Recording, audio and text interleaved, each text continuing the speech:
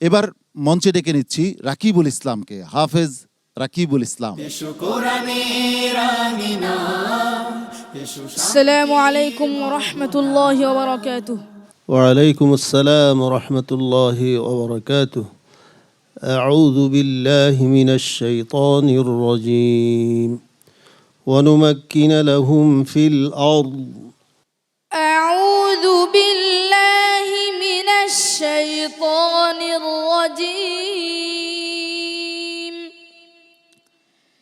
بسم الله الرحمن الرحيم.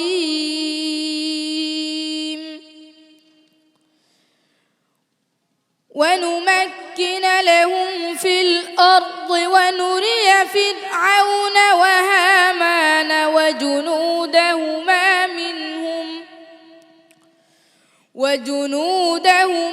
منهم ما كانوا يحذرون. وأوحينا إلى أم موسى أن أرضعيه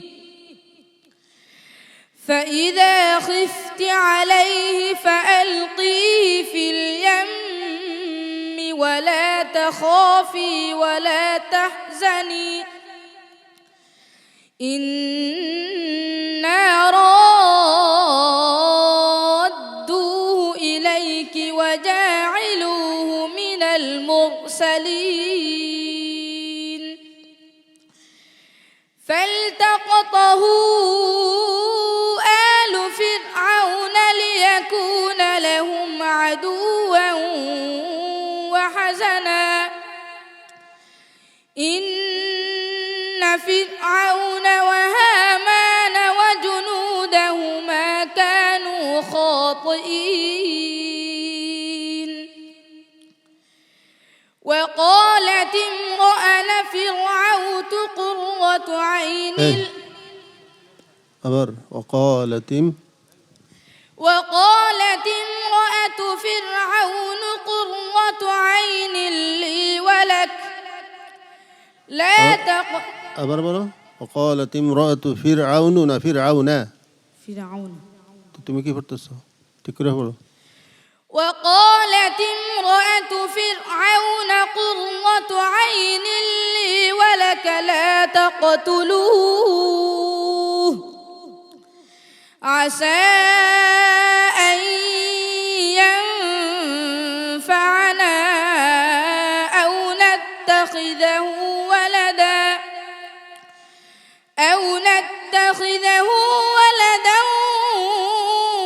وهم لا يشعرون. وأصبح فؤاد أم موسى فارغا إن كادت لتبدي به لولا أن ربطنا على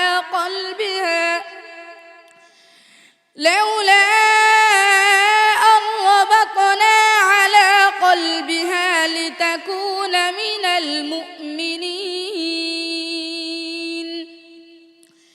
وقالت لأخته قصيه فبصرت به عن جنب وهم لا يشعرون. حسبك. صدق الله العظيم. রাকিবুল ইসলাম, তোমার পারফরমেন্স কেমন হলো সম্মানিত বিচারক মণ্ডলী নিশ্চয়ই বলবেন। সম্মানিত বিচারক হাফেজ কারি জহিরুল ইসলাম, রাকিবুল ইসলামের তেলাওয়াত সম্পর্কে কি বলবেন? জি আলহামদুলিল্লাহ, তেলাওয়াত সুন্দর ডেলিভারি দেওয়ার জন্য সে চেষ্টা করেছে অনেক। আমরা যতটুকু পেয়েছি প্রত্যাশা তো পূরণ হয়নি, তো সে চেষ্টা করেছে।